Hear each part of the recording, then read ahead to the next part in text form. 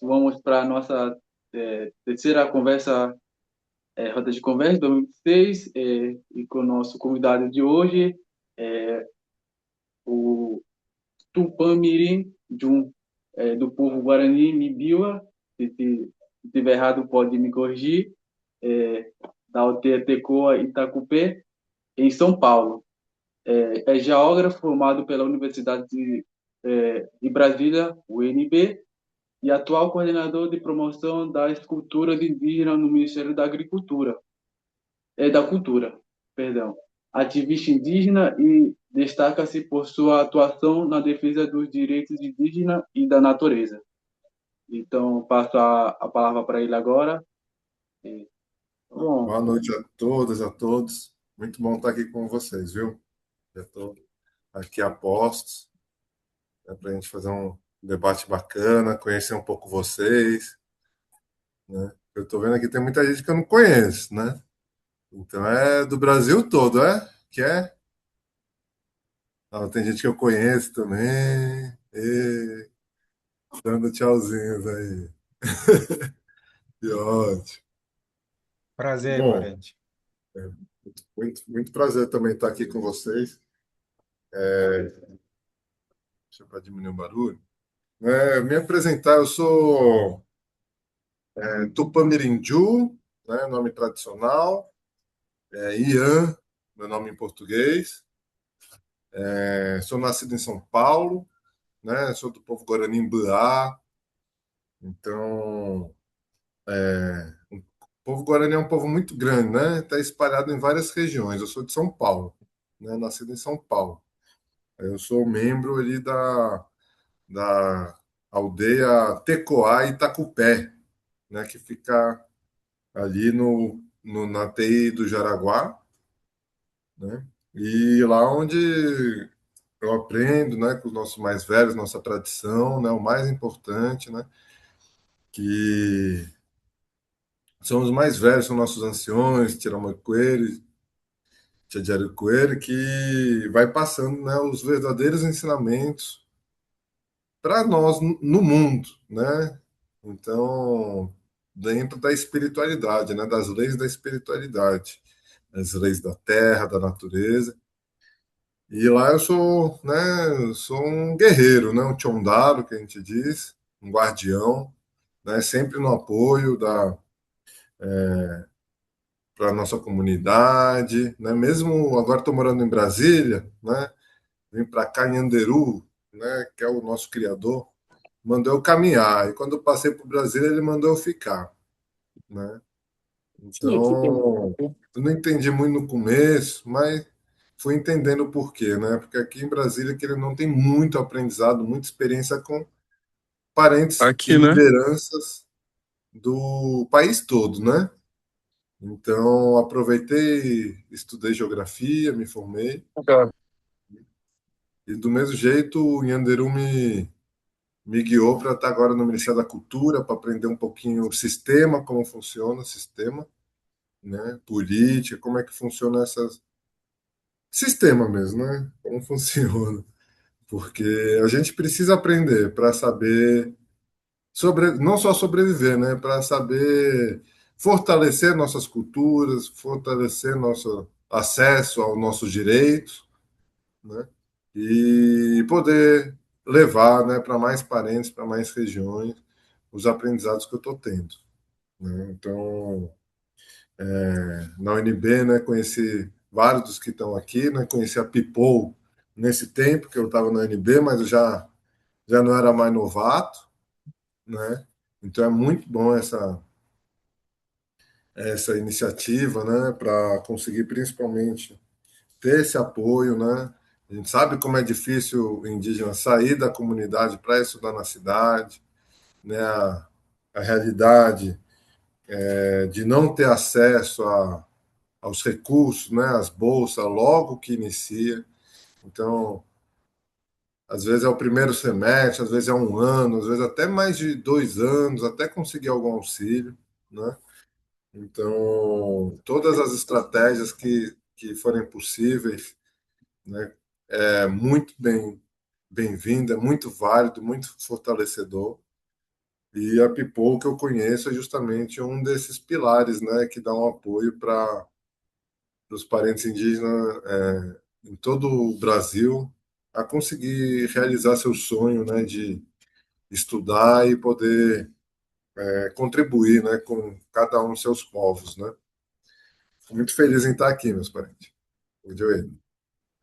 Os indígenas em perímetro urbano, né, eu como geógrafo chamo de perímetro, né, não chamo nem de contexto, né, porque a única questão é que não está no rural, está no urbano, né, mas tem aldeia hoje que é no urbano, né, tem indígenas que não vivem mais, né, nas comunidades, porque estão realmente na cidade, e é um tema muito importante a gente estar debatendo por causa de muitas circunstâncias da realidade, né, que é difícil ter acesso a alguns direitos, né.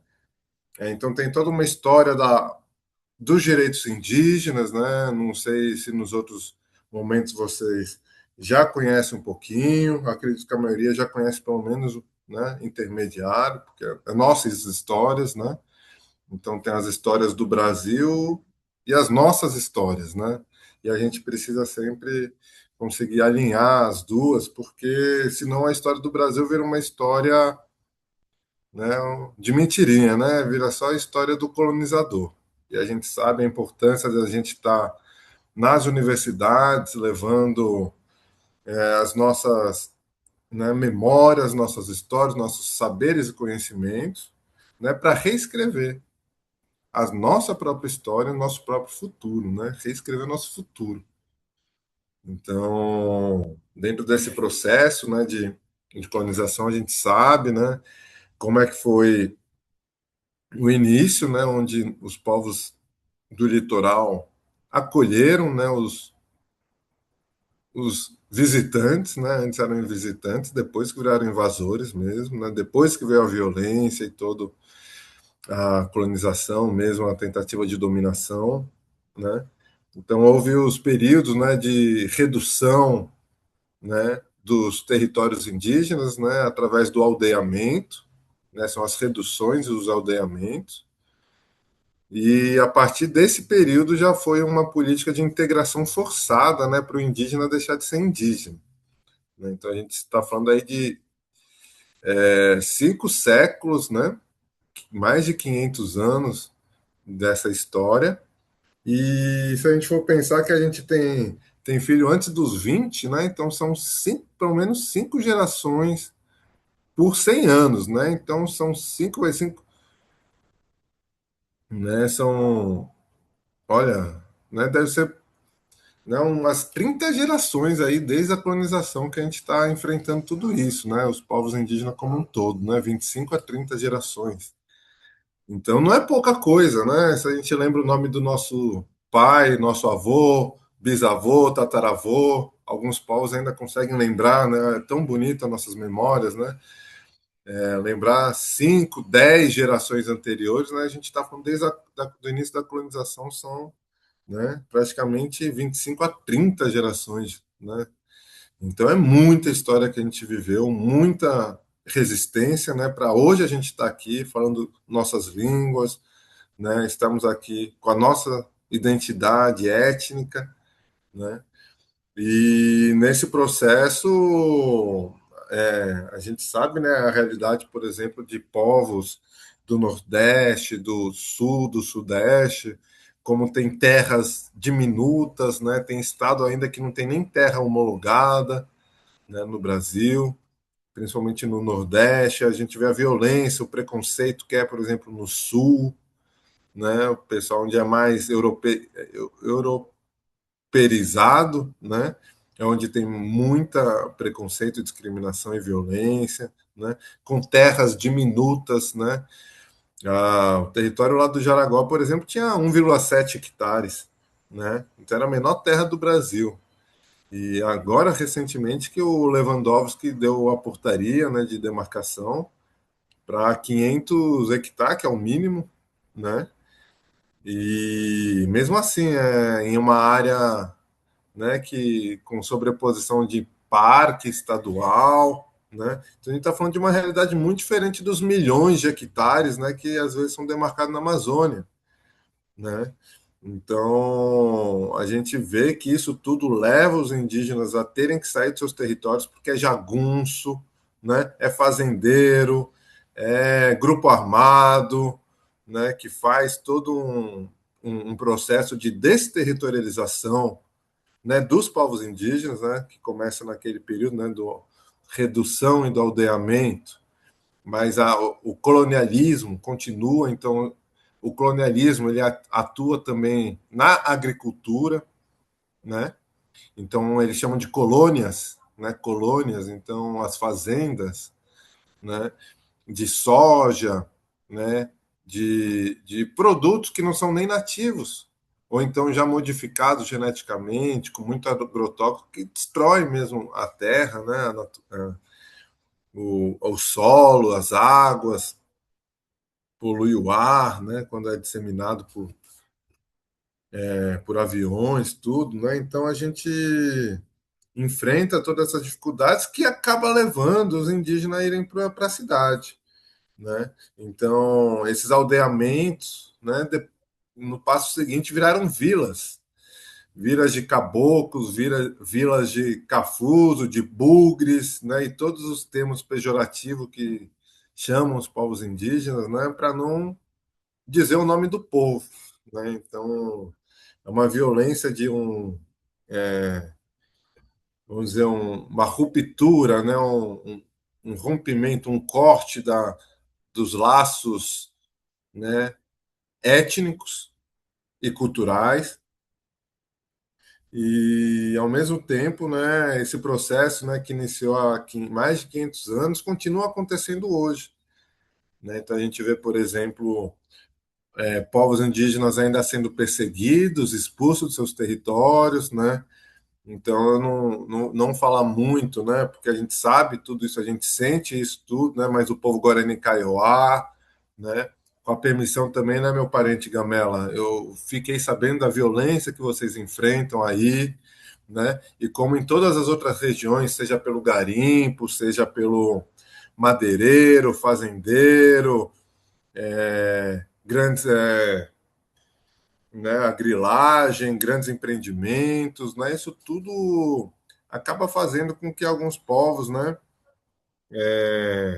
para sobreviver, né, por certo período, né, durante a lei, né, lá do Diretório dos Índios, né, assinado pelo Marquês de Pombal em 1753, 56, não lembro certinho.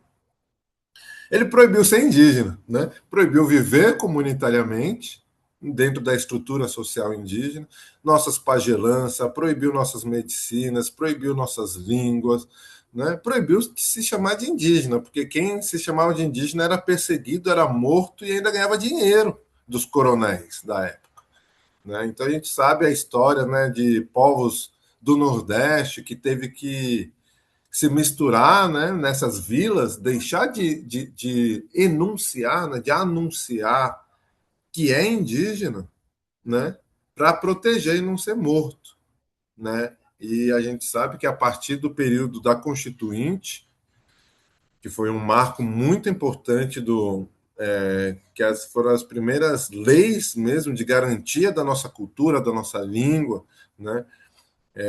Porque a lei do índio, né? As leis teve a SPI, teve algumas a FUNAI, né? Mas ainda era leis assim que não dava nossa autonomia, né? Ainda era chamados de incapazes, né? Éramos tutelados e isso tudo deixa uma herança assim dentro das nossos povos assim que às vezes a gente sente que a gente é inferior, né? Mas a gente sabe, né, dentro da nossa cultura, da nossa espiritualidade, que a gente hoje, né, a gente também está aprendendo os conhecimentos sobre o mundo não indígena e a gente tem o nosso. Então a gente está tendo dois conhecimentos. Eles não conseguem aprender sobre o nosso, né? Porque eles aprendem como conhecimento, não aprendem como sabedoria. Sabedoria é um outro modo de pensamento, que não é cérebro só, não é razão, igual é na ciência. É o nosso coração, é a nossa consciência, né? É o conhecimento espiritual da terra, o respeito ao sagrado, né? Que isso tudo abre, né, nossa sabedoria e que vem passado de geração em geração, né? Então a gente está pegando esses conhecimentos, né? Dentro dessas realidades, né? Por exemplo, a gente está na universidades, né? Então estamos muito indígena vivendo na cidade, né? Alguns povos, algumas famílias vão para a cidade para conseguir atendimento médico e acaba ficando vários anos, né? Porque tem que ter o acompanhamento. Aí os jovens já são matriculados nas escolas, aí acaba ficando para estudar na universidade, né? Então a gente sabe que tem povos indígenas que vivem na cidade em que inclusive nem português falam, né? Então tem parente ali que é mais velho que hoje está tendo que morar na cidade, né? Inclusive teve uma parente aí, né, que nem vale mencionar o nome, falou: "Ah, o Raoni nem mora mais na aldeia", né? Absurdo, né? Porque o Raoni é a essência, né, dos povos indígenas. Onde quer que ele seja, ele demarca o lugar dos povos indígenas, né? Então, se ele está lá por questões médicas, né, por questões de articulação política, né, ele está lá, ao mesmo tempo ele está aqui com a gente, né, porque ele inspira a gente, né, ele dá orientações dentro da sua história de luta, né, desde aquele período da ditadura, né, toda a reivindicação da Constituinte, né, contra os empreendimentos lá nos territórios, então ele é conhecido mundialmente, né, e ele, né, onde quer que ele more, é ele. Então a gente indígena, onde quer que a gente more, nós somos nós, né? Estamos falando disso de raiz, né? Estamos falando da realidade, né, dos povos indígenas que têm conhecimento da sua etnia, né, tem conhecimento da sua origem, que tem contato com a sua comunidade também, né? Está na cidade, mas não perdeu esse contato, né? Então a gente está falando principalmente desse, né? A outra questão, né, dos indígenas hoje que querem se redescobrir, né? Os não indígenas que querem se redescobrir como indígena, né? É uma outra história, né? Não dá para inserir no mesmo lugar, no mesmo saco, né? E precisa dar um olhar também para isso, né? Porque são pessoas que precisam de uma orientação espiritual, né? Mas a gente sabe, muito quer mais aparecer do que quer ser, né? Esse é o problema, né? Se todo mundo se preocupasse em ser, aí tem que aprender, né? Porque não é ser de qualquer jeito. Nossa tradição ensina como ser. Não é a cidade que ensina a gente como ser. A cidade ensina as coisas erradas. Ensina a competição, ensina que um tem que passar por cima do outro, derrubar o outro para conseguir seu lugar, tem que aparecer mais do que os outros para ser reconhecido. Na aldeia, não. Cada um já tem o seu lugar dentro da comunidade, né? Então, esses são os ensinos. Então, o pessoal aí, né, desse contexto aí, que está tentando retornar às suas ancestralidades, ele tinha que se colocar nesse lugar de ouvir e de aprender, antes de querer aparecer e querer ser o centro do mundo, né? Porque nós indígenas não é da nossa tradição querer ser famoso, né? Querer ser muito rico, né? A gente pode ter muito dinheiro, mas sendo honesto e não sendo individualista, né? Então é importante estar estudando para ter um bom emprego, para trabalhar, né, seja na cidade, seja na aldeia, mas sempre pensar na família, sempre pensar na comunidade, né? Não esquecer e olhar só para o seu umbigo, né? Então são muitos ensinamentos assim, né, que a gente sabe, né, a gente que tem a tradição, né? A tradição que ensina, né? E inclusive a gente tem que ter as práticas, né? Então há uma grande dificuldade de nós indígenas que moramos na cidade é das práticas culturais, né? Aqui eu estou num lugar ali na cidade, estou num prédio, como é que eu vou praticar, né, a minha cultura desse jeito, né? Então como é que eu vou plantar, pescar, caçar, como é que eu vou construir, como é que eu vou ir para o centro da comunidade junto com o resto da aldeia, ouvir os mais velhos, acender aquela fogueira, fazer nossos rituais, né? Isso tudo na cidade, né? A gente tem que comer a comida da cidade, a gente tem que dormir, né? Numa casa, num prédio da cidade. Nós temos que falar português, nós temos que ter emprego, né? Então a gente precisa se adaptar, mas a gente tem que sempre se esforçar para conseguir fazer algumas práticas da nossa tradição, da nossa espiritualidade, né? Então a gente Guarani, o que sempre caminha com a gente é esse aqui, né? É o petanguá, né? Que é o nosso cachimbo. Então a gente Guarani, por exemplo, tem um horário certo de pitar, né?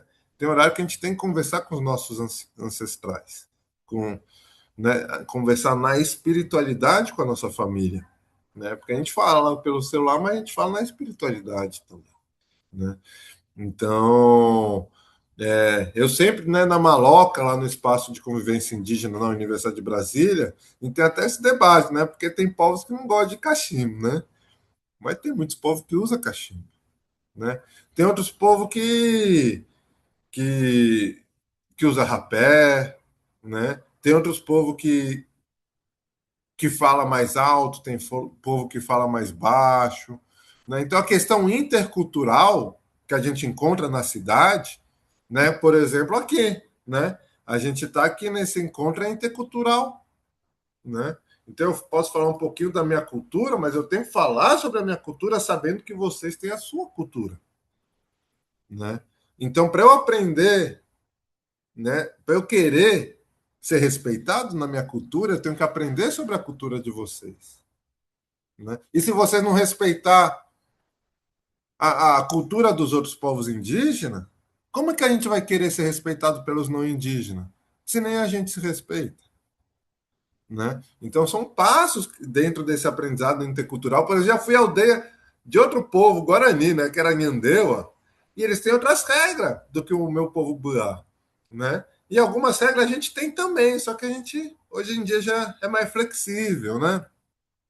E lá eles eram restritos, assim, não, é desse jeito, desse jeito. Aí eu entendi, eu falei, não, se eu não fizer do jeito deles, eu vou ser expulso daqui, né? A gente tem que saber respeitar, né? Como é a cultura do próximo, né? Então, quando a gente pita o cachimbo, a gente não está fumando cigarro, a gente está rezando, está conectando com nossos ancestrais, né? Com as nossas raízes, né? Na espiritualidade, né? Então, a gente, Guarani, tem as nossas rezas, né? Eu acredito que cada povo tem as suas rezas. Como que a gente aprende as rezas? Com os mais velhos, né? Então, a gente precisa estar rezando, né? Um momento ali, né? Ah, não tem muito silêncio na cidade, então bota uma musiquinha, uma música indígena, assim, para concentrar, para fechar os olhos. Não dá para acender fogueira, né? Ah, acende uma velhinha, né? O importante é você trabalhar o poder que está na nossa mente e que a gente ativa, né? A reza, né? Não é algo decorado. A reza é conexão, né? Então a gente consegue conectar com o nosso coração e sentir que nossos ancestrais estão aqui com a gente, né? Então a gente Guarani tem o nosso modo de reza, né? Que é falar com nossos ancestrais que estão, né? No firmamento, né? Em todas as direções no universo. Então a gente fala, né? Fala com Tupã, fala com Jacairá, fala com Quaraú, com Caraí, né? A gente fala com Nhanderu, com Nhandeti, com Nhamandu, né? A gente fala com Nhanerecoá, nossas aldeias, a gente fala com Nhanequere, né? Reza pelo nosso povo, Nhandecagura, a gente reza pelas nossas florestas, né? Então a gente tem que ter essa prática, né? Eu sou uma pessoa espiritualizada, né? Hoje tem pessoa, tem indígena que tem religião, né? Eu não sou contra a religião. Eu sou contra a religião que é contra a nossa cultura. Isso eu sou contra, né? Mas eu sou contra a violência. Não sou contra a fé, né? Eu sou contra a fé cega, que você alguém fala uma coisa, você só fica reproduzindo, né? Mas a fé que é o fazer o bem para o próximo, essa eu sou muito a favor, né? Então a gente tem parente que gosta de ir em igreja, seja evangélica, católica, espírita, umbanda, né, candomblé, né? Porque a gente está longe da nossa aldeia, né? Então às vezes a pessoa quer rezar, quer algum lugarzinho que ele conversa com o Criador, né? Eu converso com o Criador aqui, com Petanguá, né? Com o pé no chão, falo com as estrelas, né? Falo com a natureza, né? Às vezes é um pé de árvore, que nesse pé de árvore eu consigo conectar. Às vezes é um pássaro que faz conectar, né? Às vezes é uma memória que faz conectar, né? Então a gente precisa ativar a nossa espiritualidade, né? Para a gente aguentar e não ficar doente na cidade, né? Porque é um grande problema nosso, a gente fica triste, fica doente, né? Eu fico também, né? Porque está longe da família. Então tem que falar, não, eu estou aqui, se eu estou aqui, eu estou com missão. Estou com missão, não estou à toa, não estou de passeio. Eu estou com missão. E é uma missão sagrada, uma missão ancestral, né? De trazer a força dos nossos ancestrais onde quer que eu vá. Então a gente fala com nossos ancestrais, tem que sempre olhar para os ancestrais. Nossos protetor, nossos orientador, né? Pode chamar de anjo da guarda, pode chamar de guias, né? Cada um chama como quer. Mas são os nossos ancestrais que estão com a gente, fazendo né, esse acompanhamento do nosso caminhar na Terra. Né? Então é muito importante a gente estar sempre. Né, é uma reza às vezes, né, é agradecer. Né? Agradecer e não pedir só para si. Sempre lembrar da família. A gente não está ensinando vocês, vocês sabem, né? A gente pede para nossa família, pede para nossa aldeia, né? Pede para quem está lá, né? E quando a gente reza por eles, a gente se aproxima. Quando a gente reza pelos nossos ancestrais se aproximam da gente. Se a gente não reza para os nossos ancestrais, eles vão longe, né? Então a gente precisa estar sempre lembrando. São essas práticas, né? Como foi falado aqui pela Thaisa, né? Que é difícil, né? Tá longe da aldeia, né? Mas é muito importante, né? E é outra energia, concordo, atrapalha a conexão. Então a gente tem que, né? Igual na trilha, na mata, existe uma trilha principal, mas a gente que é indígena nunca segue só uma trilha. Cada um faz o seu próprio caminho no meio da mata. Por quê? Porque eu sei que por aqui eu vou encontrar, né? Eu vou encontrar uma árvore, né? Que vai dar para colher. Por aqui eu vou encontrar, né? Posso encontrar o rastro, né? De outro bicho, né? Por ali vai ter um rio. Por aqui eu sei que vai ter alguém que eu vou encontrar, né? Então a gente tem que fazer esses próprios caminhos, mesmo aqui dentro da cidade, mas que traga a nossa ancestralidade, traga nossos ancestrais juntos, né? Então, é um esforço, é um trabalho muito mais difícil, né? Por quê? Porque na aldeia, né, a gente Guarani, por exemplo, canta em coral, né? Então, nosso canto é em coral, é a comunidade toda cantando junto. E aqui eu canto sozinho. É muito mais difícil cantar sozinho. Não é todo dia que eu canto. Na aldeia eu gosto de cantar a maioria dos dias, quase todo dia. Aqui eu não canto todo dia, mas eu rezo todo dia. Rezo quando acordo, rezo quando vou comer, rezo quando preciso pensar melhor, né? Quando preciso melhorar minha energia, fortalecer minha energia, rezo para dormir, né? Quando vira a noite. Então são muitos momentos que é isso, não precisa só o cachimbo, né? É isso, é conectar. E conectar não está só na cabeça, é o coração também. Isso que nossos pajés ensinam, né? Nosso povo guarani ensina que está no nosso coração, né? Então tem que conectar no coração. Então às vezes está muito barulho fora, então tem que botar a mão no coração. Sentir o coração bater, sentir a respiração. E só você sentir um pouquinho mais dentro de si para não ficar fora de si, né? Para não perder. o caminho, para não seguir caminho errado. Porque a cidade, o problema da cidade são os caminhos que o mesmo caminho certo leva ao lugar errado. Depende de como cada um de nós caminha, né? Então, por exemplo, eu posso ir para um bar, eu posso beber, mas se eu beber demais, se eu for demais, eu vou sair do meu caminho verdadeiro. Eu vou estar indo no caminho, né, do descaminho, né? Então eu vou deixar de estudar, vou deixar de fazer as coisas que eu preciso, eu vou querer só estar ali curtindo, né? A gente tem que ser feliz. A gente tem que fazer o que é gostoso, mas tem que fazer o que é nosso dever, né?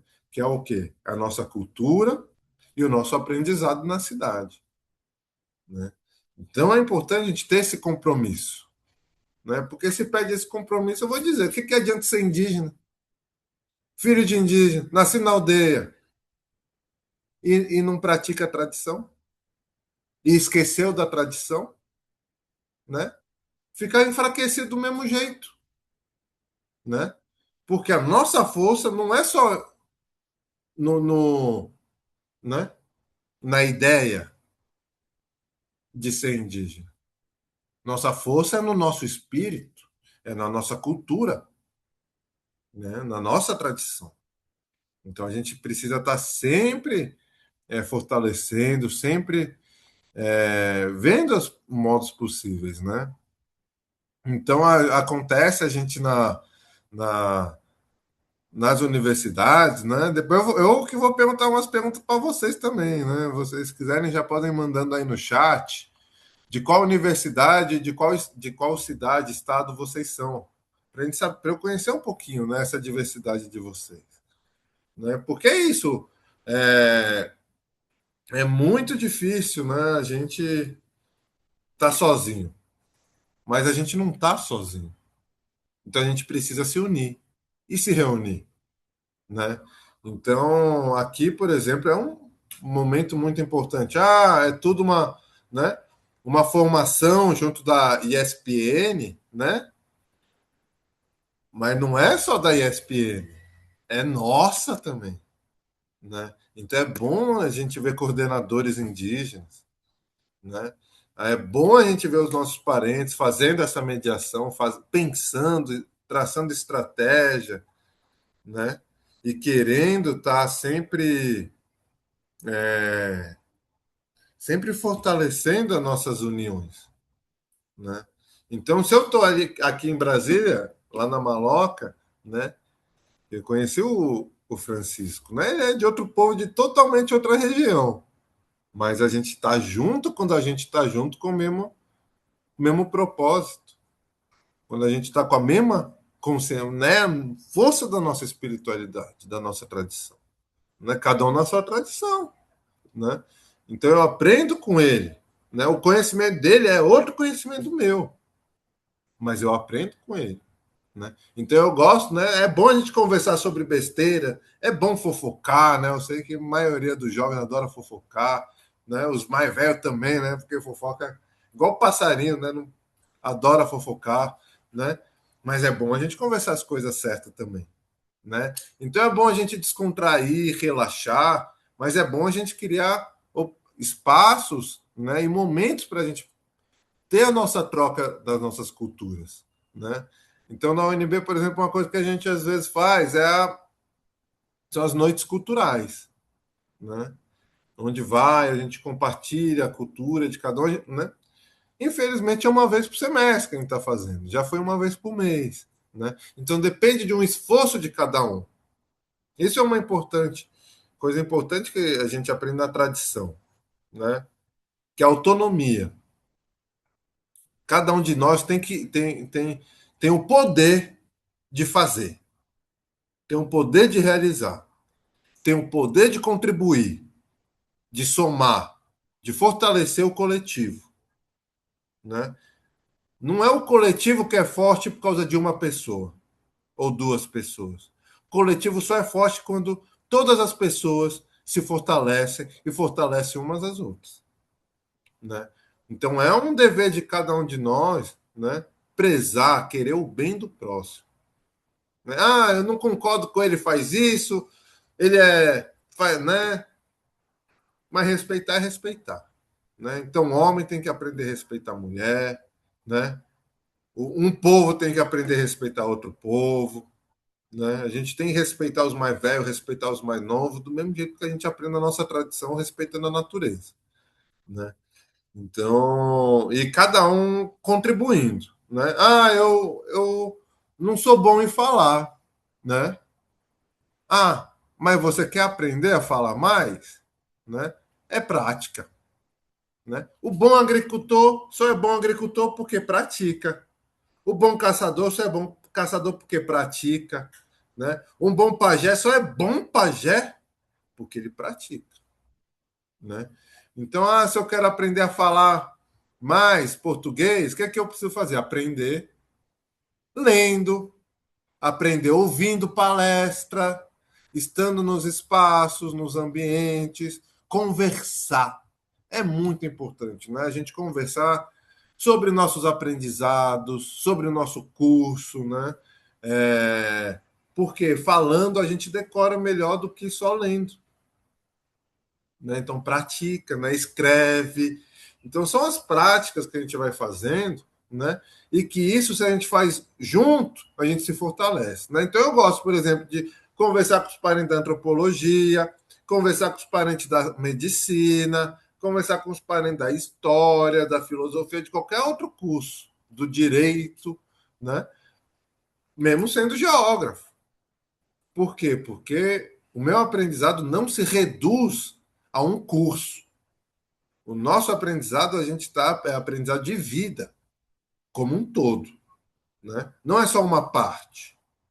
A gente aprende sobre o todo e sobre as partes, né? Mas nós temos visão. A gente indígena tem visão, espiritualidade. A gente consegue ver o todo, né?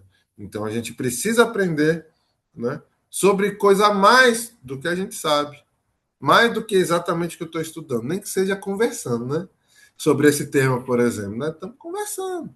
É a nossa formação, né? Na universidade, a nossa formação não é só o professor que dá a nossa formação.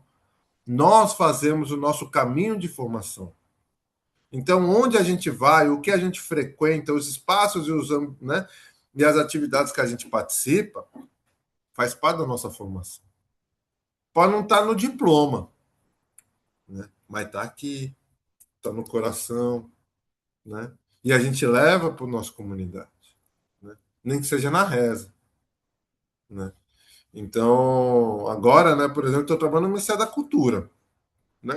Não fui lá pedir emprego, não, foi em Anderu botou, porque eu já estava caminhando nesse caminho, fazendo projeto cultural, entendendo as leis, né? Ajudando os outros parentes, né?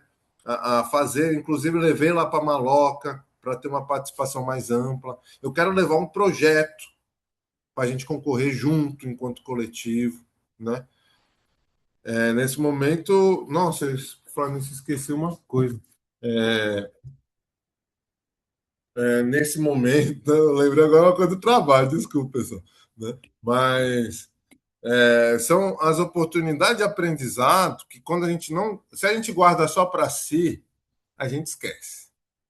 A gente tem que praticar e compartilhar. Aí fortalece, né? Então, eu me boto à disposição também, né? Eu ainda quero fazer, a gente vai fazer atividade lá. Eu posso falar depois, até um pouquinho mais sobre isso, né? Não sei, já estou falando bastante, né, nessa primeira rodada. Eu posso falar mais um pouquinho sobre isso, né? Por quê? Porque aqui em Brasília é isso, a cidade envolve política, envolve os ministérios, envolve as secretarias, né? Envolve os órgãos de poder, né? Envolve a estrutura do sistema do Estado brasileiro, né? E quando a gente vai, né, se na nossa aldeia tem as nossas leis, tem as nossas regras e nosso, né, do nosso modo, na cidade tem outro modo, né? Então, é algo assim muito importante a gente aprender como funciona, né? Mas a gente não pode deixar de querer aprender nossa cultura, de ouvir o mais velho. Às vezes eu digo o meu pajé só para conversar qualquer coisa com ele, né? só para ligar para mandar mensagem, né, para minha mãe, só para ouvir a voz dela, né? Então hoje a gente consegue fazer isso, né? É, mas a nossa cultura, né, é um grande problema da gente ir para a universidade, né? O pessoal, acho que o pessoal, não sei se todo mundo entende assim, né? Mas quando a gente vai para a cidade, na juventude, né, que aqui todos nós não somos anciões, né? Então eu acredito que a gente somos adultos, né? Mas não somos anciões. Então, a gente está num momento de aprendizado riquíssimo, que é quando a gente já fica consciente, né? E, e a gente tem que vir para a cidade, a gente perde o tempo de aprender na comunidade, perde o tempo de praticar, né, da prática da nossa cultura, né, como também Chilene falou aqui, né? Então, é um problema nosso, né? A gente indígena que vem para a cidade, né, vem para as universidades, tem que aprender português, tem que aprender matemática, tem que aprender, né, escrita, tem que aprender prova, né, tem que aprender livro, e a gente não consegue aprender direito nossa própria tradição, né, nossa cultura, não consegue praticar nossa cultura. Mas o aprendizado se faz de muitos modos, né? Para O aprendizado da nossa cultura, né? Então, eu, por exemplo, a gente na Guarani a gente tem nossos cantos. Quando eu canto nosso canto, toda vez eu aprendo, né? frente, Então já existe textos em Guarani. Eu não sou muito de ler, mas às vezes eu leio, né? Então a gente tem modos de fortalecer a nossa cultura mesmo estando na cidade, né? Ju. Pois sim, parente. Agora vamos abrir agora para a interação entre os estudantes, quem quiser fazer a pergunta, ou como você já falou, é, quiser fazer perguntas para eles. E agora também, se alguém quiser fazer comentário também, pode levantar a mão. O comentário da Thaisa, né? Ela diz bem assim: a ancestralidade longe da aldeia é sempre mais difícil, mas a prática dela é muito importante para nos mantermos conectados com nossas raízes e espiritualidade. Eu gostaria de que você pudesse comentar um pouco mais sobre esse desafio de viver a ancestralidade, né, no contexto urbano a partir da tua experiência, né? Eu te vi em Brasília, em alguns locais, entre elas a UNB, sempre te vi assim bem muito centrado nessa parte da espiritualidade que chama a atenção, que é muito forte, é uma marca em você. E daí te perguntar como que é essa sua experiência a partir da, da aldeia à universidade e a experiência hoje sua no Ministério da Cultura. Você poderia falar um pouco para a gente? Beleza, meu parente. É isso, né? Na aldeia tá tudo é cultura, tudo é espiritualidade, né? Na aldeia. Então fica realmente mais fácil, né? Por quê? Porque mesmo que, ou seja, não parte só de você, parte de cada membro da comunidade, parte sempre os mais velhos dando a estrutura, né? Dando a fortaleza, né? Na cidade tem que partir de cada um de nós. Tem que partir de cada um, de cada um. Tem que partir de mim, tem que partir de você, né? Então, essa é a diferença, né? Porque assim, por exemplo, na aldeia, tem quem acorde mais cedo. Quem acorda mais cedo faz um barulho que acorda os outros, né? Na cidade você tem que acordar por si mesmo, né? bota o despertador ali, né? E acordar. Então, acordar para a espiritualidade é a mesma coisa. A gente tem que pegar esses momentos e falar, não, agora eu vou me concentrar. Né? Como eu cresci em São Paulo, né? Sou lá de São Paulo, lá é muita cidade, eu aprendi a não ligar muito para as barreiras, para as fronteiras, para os prédios, né? Então, onde eu andava lá, eu olhava para as árvores, em vez de olhar para os prédios. E falava com as árvores que eu caminhava. E elas me protegiam, né? Porque elas me conhecem, né? Porque a gente é antigo, a gente não nasceu nesse corpo. A gente nasceu nesse corpo, mas nosso espírito é mais antigo. A Terra nos conhece. E a gente precisa ativar essa conexão, né? Então, essa é a grande diferença, né? Por quê? Porque como é que eu vou levar uma palavra, um saber para a universidade se a universidade não aceita o meu saber, porque não passou pelo método científico dele? Então, vamos aprender como é que eu vou conversar com a universidade, né? É o quê? É falar a língua, né? A escrita portuguesa, mas, mas eu gosto de falar assim, né? Que para a gente Guarani, a gente usa uma palavra, né? Que é nhe, né? Não sei se alguém fala tupi aqui também, né? Ou Guarani. Nhe é espírito para a gente. Mas nhe, a gente também está se referindo à nossa fala, à nossa palavra. Né? Então, nhe é o espírito que fala. Né? Não é só o espírito, e não é só a fala, é o espírito que fala.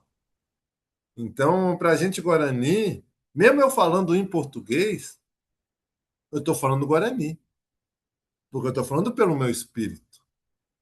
Né? Não estou falando o que está decorado, o que está escrito. Estou falando do que vem do meu coração. Né? Então, como que a gente consegue, né? Porque não existe tradução da língua indígena para o português, porque é outra visão de mundo. Né? Então, o que é árvore para o pessoal não indígena é diferente do que é árvore para a gente. O que é floresta, o que é rio, né? O que é comunidade, né? O que é moradia, que é modo de viver. Né? Tudo isso para a gente é diferente do que é para eles. O que é saber, o que é conhecimento, para a gente é diferente. Né? Então, uma prática que eu tenho é tudo que eu aprendo do não indígena, eu tenho que pensar duas vezes. É pensar para entender o que eles estão dizendo, o que o livro está dizendo. Quando eu entendi o que o livro está dizendo, eu penso de novo. Eu penso esse entendimento a partir do meu próprio entendimento tradicional. Né? Então, na geografia, por exemplo, se eu vou falar de território, lá no dicionário está falando território é um espaço geográfico delimitado, né? Mas isso é o que é território para eles. O que é território para a gente? Território para a gente na minha língua, o mais próximo, a palavra é tecoá, né? Tecoá, que hoje traduz como aldeia. Mas não é aldeia que significa. Tecoá é o lugar da vida, o lugar de se viver, o nosso modo de viver, a nossa cultura. Isso é Tecoá, é o lugar da vida. Então, o território não é só um lugar, né? Um lugar que é inanimado, né? Não, o Tecoá tem vida. O Tecoá é o lugar da vida. Né? Não um território, por exemplo, uma fazenda que você destruiu tudo ali para plantar soja. Né? Não. Tecoá é o lugar da natureza. E é o lugar dos nossos povos indígenas que vivem, né, com a nossa família, que é a natureza também. Né? Então, aí vou pensando como é que eu vou explicar isso para eles, né? Mas antes de eu explicar para eles, eu tenho que entender como é que eles entendem. Então, a gente está na universidade também para isso, para entender, né? Os nossos primeiros parentes que foram aprendendo português, nossas lideranças, que hoje, né, muitas já fizeram a passagem, eles foram para entender como é que o não indígena pensa, para poder atuar sobre isso. Se a gente não entende como eles pensam, como é que a gente vai explicar como a gente pensa, como a gente sente, né? Se a gente não fala português, eles não aprenderam a nossa língua. Então a gente está aprendendo português. Mas temos que sempre fortalecer também as nossas línguas. Nosso conhecimento linguístico da nossa própria língua, né? Porque uma coisa é o jovem falando, outra coisa é o ancião falando, né? O ancião sabe muito mais palavra, muito mais saber, conhecimento do que a gente que é jovem, né? Então, não é porque eu sei falar que já é o suficiente, não é só falar, é ser, é espiritual, né? Então, nisso a gente vai pensando, né? Vai aprendendo com os mais velhos as palavras, né? Que é em forma de reza, né? Que é a palavra que abençoa, a palavra que deseja o bem, né? Não só a palavra que cria separação, né? Falar, eu sou só de um povo, não vou falar com os outros povos, porque o outro fala outra língua. Não, a gente está aqui falando português, justamente estamos, né? Já que a gente foi obrigado a aprender português, vamos usar o português contra a dominação, né? Vamos usar o português para defender as nossas próprias línguas, as nossas culturas, nossos territórios, né? Então, isso é na universidade, no Ministério da Cultura é algo semelhante. A primeira coisa que eu fui fazer lá é entender como é que funciona. Eu ainda não consigo ver tudo, porque eu sou lá embaixo, né? Não estou lá no topo, eu sou lá embaixo. Mas, ao mesmo tempo, eu converso com os outros parentes ali do Ministério dos Povos Indígenas, outros parentes que já passaram por esses órgãos, né? Eu converso com as pessoas que já têm a história, uma experiência, um conhecimento para aprender, né? Então, eu fui aprender sobre as políticas de cultura. Então, lá na minha área tem a, né, que é de diversidade cultural, né? SCDC. Eu vou ter que fazer a falinha certinha, né? Da ministra Margareth Menezes, né? Minha secretária da Secretaria de Cidadania e Diversidade Cultural é a Márcia Hollenberg, né? Eu estou dentro também da diretoria de promoção da diversidade cultural, que é a Karina Gama, né? Dentro da coordenação geral, que é com a Shirley Correia, né? E aí estou eu ali, na coordenação de promoção dos povos indígenas. É algo que a gente abriu agora, foi fruto do movimento indígena, do movimento pelos direitos culturais dos povos indígenas. Foi no ATL que chamou a ministra e falou: tem que fazer. Né? Foi na Conferência Nacional de Cultura que foi falar: tem que fazer. E com muita, né, demora, abriram, né, final do ano passado, segundo semestre. Então não adianta nada eu chegar lá e querer ficar mandando. Não adianta a gente chegar num lugar e querer mandar, né? A gente tem que chegar e aprender como funciona, né? Igual se eu vou na sua aldeia, eu tenho que aprender como funciona, né? A sua organização, né? Comunitária. Então lá eu estou aprendendo como funciona, né? Então nessa secretaria tem algumas políticas que passa por nós povos indígenas, né? Porque lá no Ministério da Cultura, toda a política de lá agora tem cota para indígena. 10%, né, das vagas são destinadas aos povos indígenas. Mas não é tipo, tem cota, então ganhamos 10%? Não. Porque é igual o vestibular, por exemplo, né? Abriu vaga. Mas se ninguém concorreu àquela vaga, se perde aquela vaga. Se ninguém atingiu o ponto necessário daquela vaga, se perde aquela vaga. E com esse direito de cotas no Ministério da Cultura é a mesma coisa. Se a gente não escreve projeto, a gente não ganha. E como é que a gente vai aprender a escrever esses projetos se ninguém nos ensinou? Né? Aí eu fico pensando, né? Então a gente vai ter que pensar de algum jeito, porque hoje esses 10% a gente não está acessando. A gente está acessando praticamente metade disso aí. Tem muito município que não acessa, e quando não acessa, perde. Né? Então a gente está debatendo lá, né? Aí eu entendi como é que funciona. Lá existe os programas, que é algo assim bem pontual, né? Vou fazer um programa, que é o quê? São algumas ações e que termina, né? Ou então é um plano. O plano é um pensamento de 5 ou 10 anos de ações pelo Ministério, né? E tem a política, que é algo que já fica garantido, mas precisa arrumar um fundo, uma fonte, né, de investimento, porque o dinheiro não é dado, né? O dinheiro é, né, dentro da política é remanejado. Você pega daqui, bota para lá, tal, tal, porque tem o PIB, né? Tem um limite o dinheiro, né?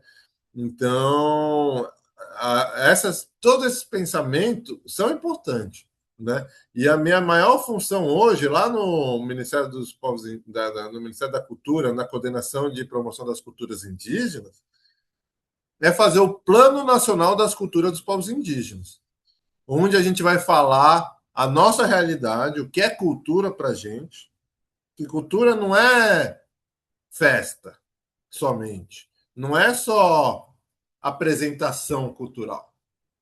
Cultura é cada momento da nossa vida, né? Então a nossa alimentação é cultura, né? A nossa nossos rituais é cultura, o nosso modo de viver é cultura, né? Então não basta eu, né, minha saúde, educação, tudo isso faz parte da cultura. Por isso que a gente está querendo, né? Nosso direito específico e diferenciado é justamente isso, para que as políticas de saúde entendam como é a saúde indígena dentro da nossa cultura. Né? Que a educação escolar indígena aprenda como é o nosso modo tradicional de educação dentro da nossa cultura. Né? Então, o que chamam lá de transversal. Né? Cultura é transversal. Então, nosso direito ao território é para, né? Não é para ser dono da terra e querer vender. É para a gente viver com segurança e praticar nossa cultura. Né? Então, esse Plano Nacional das Culturas dos Povos Indígenas, a gente quer justamente falar a realidade da dificuldade de nós indígenas conseguirmos acessar esses direitos nossos, essas políticas, essas cotas. Por quê? Por causa da diferença de pensamento, diferença de metodologia, né? Diferença de estrutura de como funciona essas políticas. Né? Como é que eu vou querer que um povo lá na aldeia que nem energia tem acesse esses recursos? Não tem como. Né? Então a gente tem que pensar neles. Né? A gente tem que pensar em em como tornar acessível para esses parentes. Né? Como é que eu vou querer fazer um projeto se eu não sei como ele. Né? Então, primeiro tem que ler o edital. Quando a gente pega o edital, primeira coisa que a gente fala, nossa, é muito grande, não vou ler. Né? E aí deixa para lá. Né? É muito complicado. É complicado. Né? Então, nesse plano, a gente quer fazer, né, levar programas de formação para os territórios. Programa de formação para as nossas principais organizações indígenas, né? Para ter esse ensino, né? Como é que funciona um projeto, né? Projeto cultural. Tem que escrever objeto. O que é objeto? Minha cultura não é um objeto, mas é um modo de linguagem deles. Que o objeto é o quê? Se você quer fazer eventos, se quer fazer seminários, se você quer fazer congresso, se você quer fazer uma atividade, duas, três, se você quer uma formação, se você quer uma apresentação de canto, ou você quer contação de história, ou se você quer culinária, né? Tudo isso assim a gente vai, né? Tá dentro disso. Então, é algo que a gente vai tendo que aprender como funciona a estrutura do pensamento dessas políticas, né? Então, para, né, dentro do Ministério da Cultura, né, dentro da secretaria que eu trabalho, tem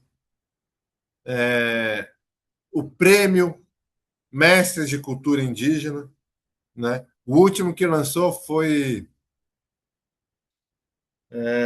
acho que foi logo no começo do governo Lula. Foi o Prêmio de Cultura Vovó Bernaldina, né, que foi em homenagem à vovó Bernaldina, que foi uma anciã muito importante do povo macuxira lá de Roraima, né? Então, em memória dela, né, da luta dela, dão o nome dela. Já teve prêmio de cultura indígena Cretan Caingangue, já teve do Raoni, já teve, né, Chicão Chucuru, né? Então, já teve outras 4 edições. E esse é um prêmio, premiação. Então, você tem que saber inscrever para ganhar, né?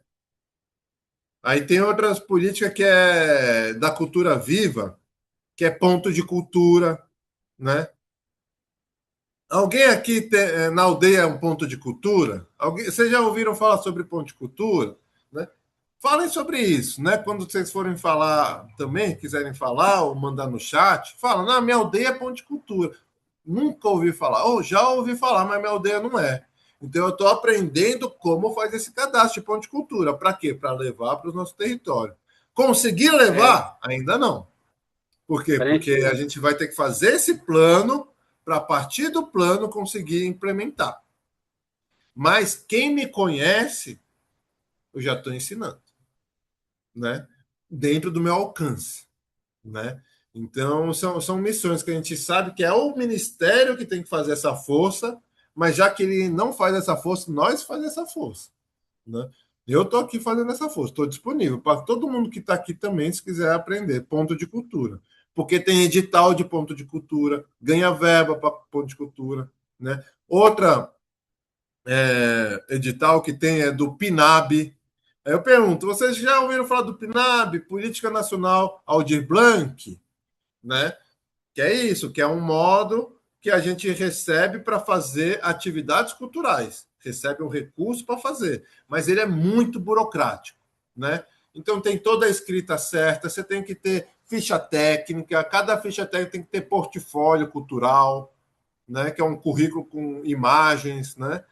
E falando das suas ações culturais, né? Seu conhecimento da cultura, da sua própria cultura, né? Aí precisa fazer ficha orçamentária, que aí tem que consultar na lista da FGV ou do. Fugiu, né? São 2 listas principais, né? Que aí, ó, viu? Até lembrar a palavra é difícil, né? Então, são coisas que a gente não consegue aprender do nada. A gente precisa ter pessoa do nosso lado, né?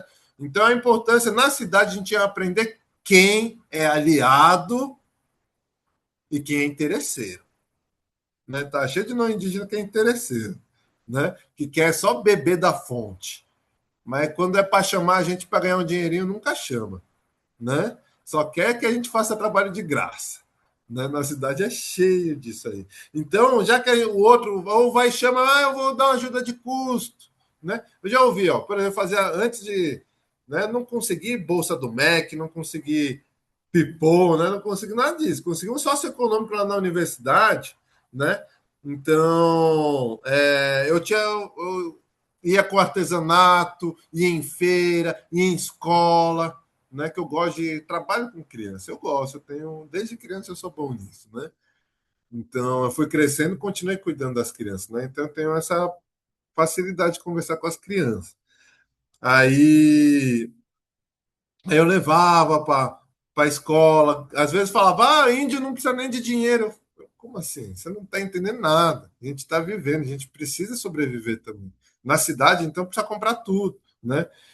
Aí, dava uma ajuda, pagava um pouquinho aqui. Mas quando eu fiz meu primeiro projeto, eu paguei para os parentes que participaram que nunca me pagaram. Por quê? Porque o nosso valor, a nossa valorização, a gente sabe o nosso valor. O não indígena precisa aprender o nosso valor, porque eles não valorizam a gente, né? Então a gente vai aprendendo, né? Então depois ainda vou falar um pouquinho mais disso, né? Mas para mostrar como é difícil.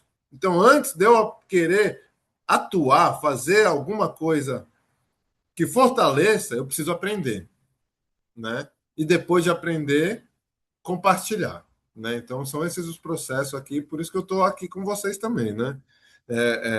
Né? A Maria Mercedes, né? Sempre estamos conversando lá na UNB, né? Sempre que dá, né? Porque cada um estuda muito, né? Maria, então, estuda muito. Então, mas sempre que é possível a gente está um trocando com o outro, e isso fortalece muito, né? Então, agora eu abro a palavra de vocês de novo. Joey. E eu tenho uma pergunta, Miri, que assim, você falando, né, dessas propostas que tem, né, no Ministério da Cultura, eu queria saber quais são as propostas que agora estão sendo realizadas, né, para essa promoção dos povos indígenas e como que funciona isso. É a primeira vez que eu também estou escutando esses projetos que você tinha dito, né? Eu queria saber mais ou menos de como funciona e quais são as propostas que estão sendo realizadas agora, com essa nova introdução, no caso, né? De promover os povos indígenas. Eu queria saber quais são as propostas que elas estão sendo realizadas agora para essa promoção, né, dos povos indígenas dentro do Ministério da Cultura. Então, a lei de cotas foi algo que nasceu agora na pandemia, dentro do edital do Paulo Gustavo, né? Não sei se vocês ouviram falar, mas antes do Aldir Blanc teve o Paulo Gustavo, né? Que foi uma política emergencial para os fazedores de cultura durante a pandemia, né? Isso que aí o pessoal fazia atividade online, shows online, né? Isso que fez as pessoas ganhar, os artistas, né, que precisa do público, né, para ganhar seu ganha-pão, né? Não vou falar vender sua arte, né, para compartilhar a sua arte, né, e ganhar seu ganha-pão, né, seu pirapiré, né, que a gente chama em Guarani, né, o dinheirinho. Então, aí que iniciou a política de cotas, né? Eu fiz um estudo, né, em 5 regiões, 5 capitais, e vi que a porcentagem que a gente está acessando desses 10% ainda está perto dos 4 ou 5%. Isso só porque eu vi das capitais. Se eu for lá para os municípios, aí é muito menor, né? Então, é, dentro do trabalho, né, é uma verba, essas políticas é uma verba do Ministério da Cultura Federal, né, uma verba federal, que é mandado para os estados e para os municípios. Aí cada estado e município faz o seu próprio edital. Né? Então, cada um tem seu tempo, cada um tem seu método, tem sua banca avaliadora, né, suas equipes. Né? Mas, né, nesse estudo que eu vi que está muito pouco. Né? Então, se no papel está ali, na lei está garantir, eles não estão garantindo. Eles estão abrindo espaço. Mas é igual assim, fala para o jabuti subir uma árvore, né? Ou então fala para um peixe andar, né? São naturezas diferentes, né? E a gente indígena tem nossas naturezas, né? O nosso modo de organizar nossas culturas e nosso modo, nosso entendimento, né? Então, o que eu estou fazendo primeiro, eu estou fazendo essa leitura de o que tem e como funciona, né? O maior trabalho vai ser esse Plano Nacional das Culturas dos Povos Indígenas, né? Que a gente vai, mas no meio disso tem os eventos, tem as atividades do próprio Ministério, né? Que já tinha todo um cronograma antes de eu entrar. Então agora eu tô. Por que eu saí, né? Cheguei um pouquinho bem em cima da hora. foi porque eu fiquei trabalhando, fiquei numa reunião até 6h40, né? Então, ainda bem que aqui é um lugarzinho que eu estou pertinho, né? Porque senão teria que ficar lá no Ministério mesmo, né? Mas é, o, um evento que vai ter, por exemplo, é a TEIA, né? Teia Nacional dos Pontos de Cultura, né? Dos pontos e pontões de cultura. Então, isso, né? Por exemplo, a parente Jaqueline disse que não ouviu falar do ponto de cultura. O que é o ponto de cultura? É um reconhecimento, né? Não é o Mink que disse se é ou não é ponto de cultura. É um reconhecimento de coletivos culturais, né? Tem que ter pelo menos duas pessoas, né? De coletivos que praticam cultura, né? Qualquer manifestação, seja música, hip hop, circo, teatro, né? Todas essas linguagens culturais, né? E que faz uma inscrição, né? No mapa da cultura. Né? Então você faz a inscrição e fala: o meu coletivo é tal, vamos dizer, coletivo de artesãos da minha comunidade. Né? Então a gente se reúne, nós fazemos nossas atividades de artesanato, ensinamos uns aos outros, né? E praticamos. Então você tem que comprovar por fotos e datas, né, dentro de um portfólio cultural, que é um currículo com imagens e datas, né, que você pratica essa cultura há mais de 2 anos, há pelo menos 2 anos. Então tem que ter pelo menos duas pessoas e ter pelo menos 2 anos de atuação. Né? Aí vamos falar, nossa aldeia. Nossa aldeia é cultura viva, né? É cultura plena, é cultura ancestral, antes de ter Brasil. Né? Então, o Ministério da Cultura não está falando se a nossa aldeia é ou não é um ponto de cultura. Ela está reconhecendo nossas aldeias como ponto de cultura. Mas para ela reconhecer, a gente tem que apresentar. Apresenta como? Fazendo a inscrição como ponto de cultura. Né? Então, precisa ter o portfólio cultural do coletivo, da aldeia, né? Precisa ter assinatura de mais de um membro da comunidade ou do coletivo, comprovar que atua há mais de 2 anos e que segue alguma linha das linguagens culturais. Cultura indígena é uma linguagem cultural, né? Então é um processo que faz essa inscrição dentro do sistema do mapa de cultura, que tem um site, né, do Cultura Viva, que é uma política nacional de cultura viva, uma política garantida, tem recurso anual, garantido. Ou seja, vai ter que ter edital, seja de direita, seja de esquerda, quem estiver no governo. Claro que o da direita vai cortar. Por exemplo, né? Eu sou democrático, né? Eu não vou falar se você vota em um, eu é meu inimigo. Não. Mas tem uns, por exemplo, o governo passado, que ele acabou com o Ministério da Cultura e transformou uma secretaria. Né? Acabou. O Ministério é grande, secretaria é menor. Né? Então, um governo, né, um presidente que não investe, não valoriza a cultura do povo brasileiro, ele é contra o povo brasileiro. Ele é a favor dos seus próprios interesses. Né? Então, cada um pode votar em quem quiser, pode ter o pensamento político de quem quiser, mas a única, né, que eu vejo ali que tá peitando, ele pode não conseguir demarcar tudo que ele queria, mas ele está peitando. Né? É o bom velhinho que está hoje aí. Né? Então, não é porque eu estou lá.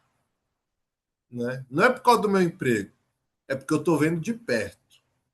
Né? A diferença de ter um político, um governo que pensa no povo, não pensa só no dinheiro.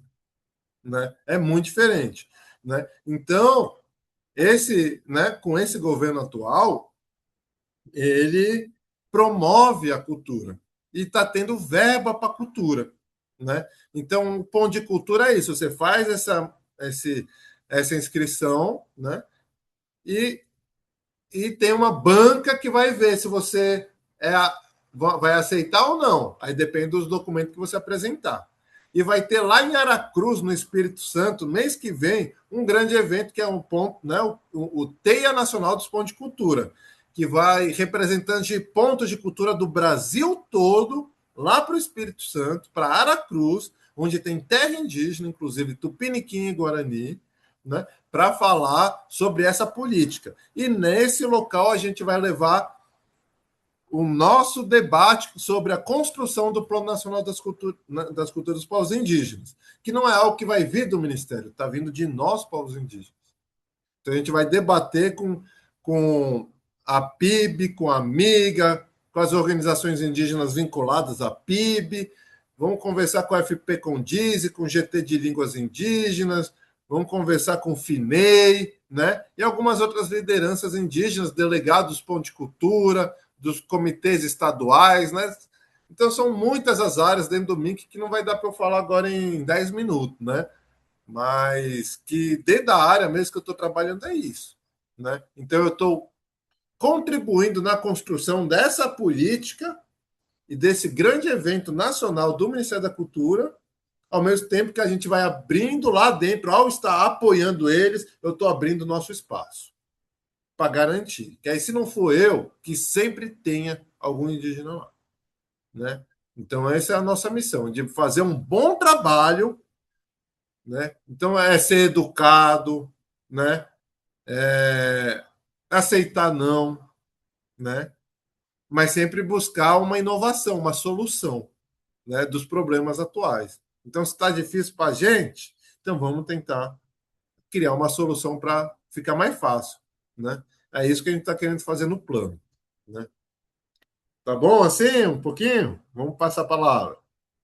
Joey. Boa noite, Mirim, tudo jóia? Meu nome é Daniel, e eu queria saber por você quais são as principais dificuldades enfrentadas na construção de políticas públicas voltadas aos nossos povos indígenas, especialmente diante da resistência e pressões do agronegócio frente ao território e aos direitos indígenas. Eu gostaria de saber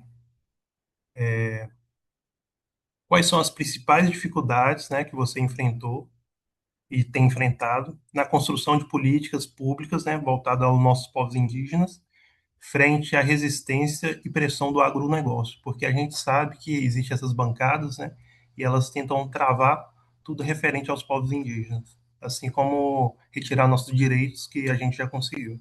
Dentro exatamente do Ministério da Cultura, dentro da política de cultura, não interfere tão diretamente, né? Porque é uma política que não é só para nós, povos indígenas.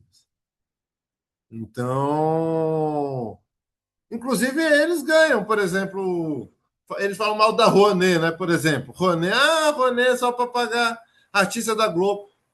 Quantos artistas do agronegócio ganham o dinheiro com a Rouanet, né? Quantos shows em município pequeno eles gastam milhões para lavar dinheiro com artistas do agronegócio, né? Então, essa verdade eles não querem falar, né? Mas como eu tenho acompanhado, principalmente né, a Secretaria SEART, né, lá do Ministério dos Povos Indígenas, que é quem é a secretária Giovana Mandulão, né, que ela é uma Wapixana, né, e eu tenho trabalhado bastante antes era o diretor,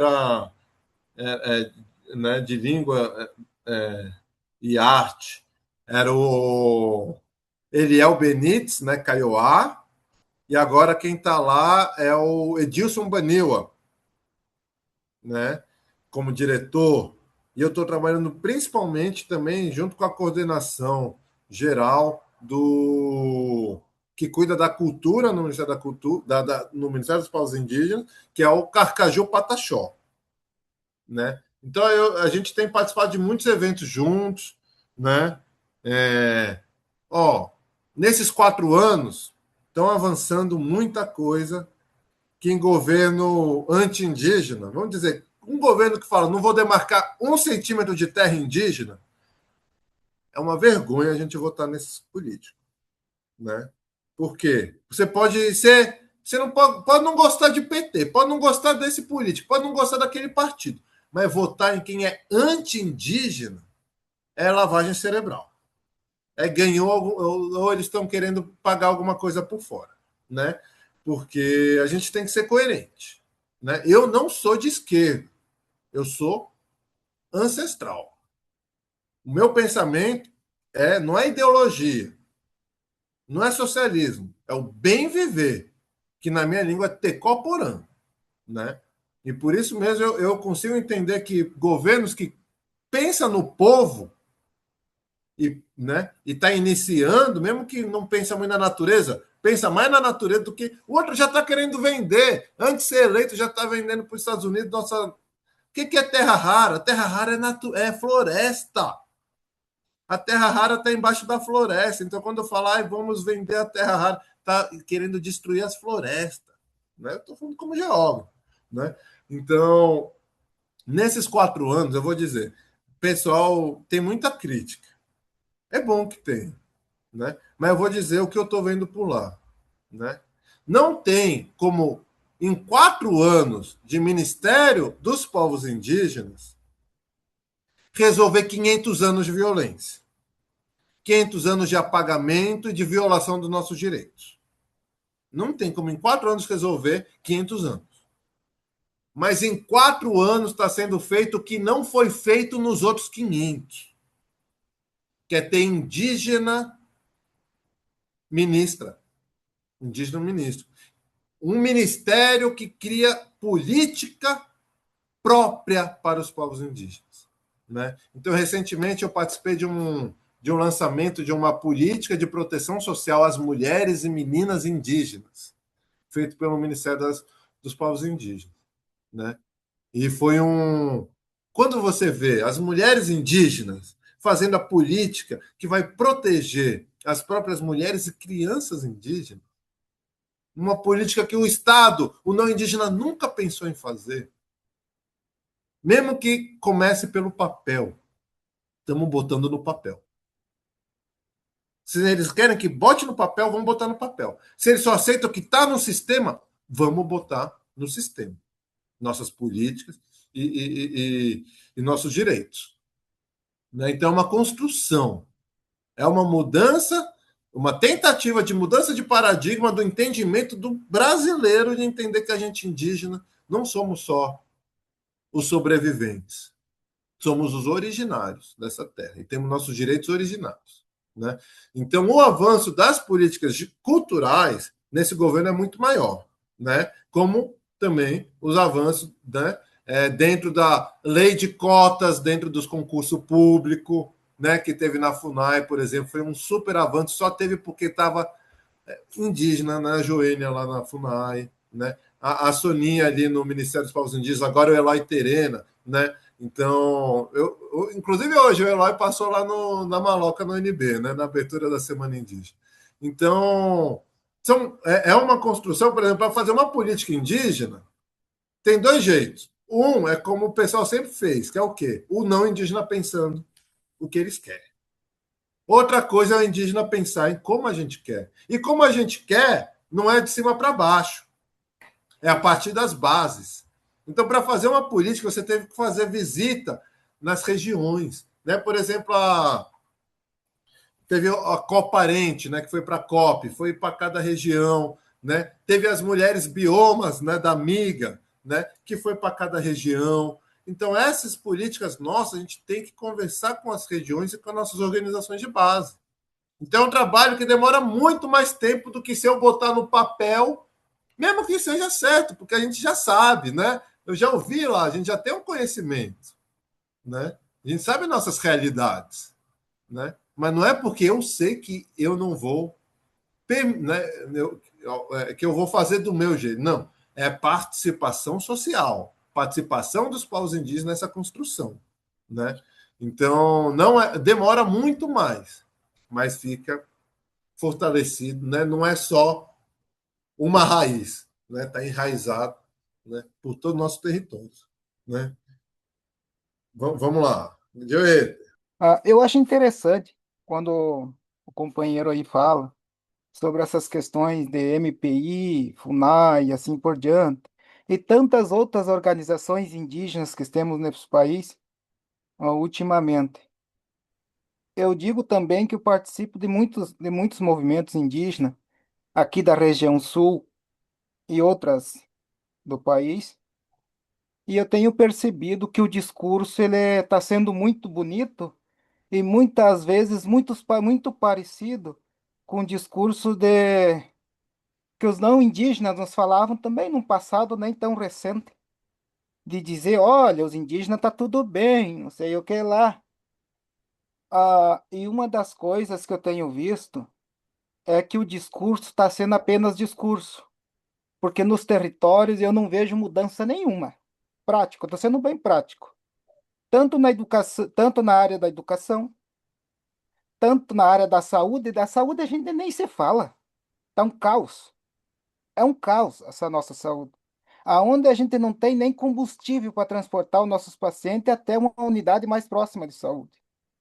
Ah, em questão de território, eu concordo com o parente que houve um avanço na questão da demarcação, e como diz o outro, o bom velhinho lá, se não fosse ele, seria pior. Concordo também. Mas vejo que temos uma barreira, principalmente aqui na região sul, que é a questão do arrendamento. Lembro-me que antes, no governo anterior, havia uma, um grupo que falava muito abertamente sobre a questão de, tipo, nosso território não tá para ser explorado, nossos territórios são para essa vivência cultural do povo indígena, nosso território não se negocia.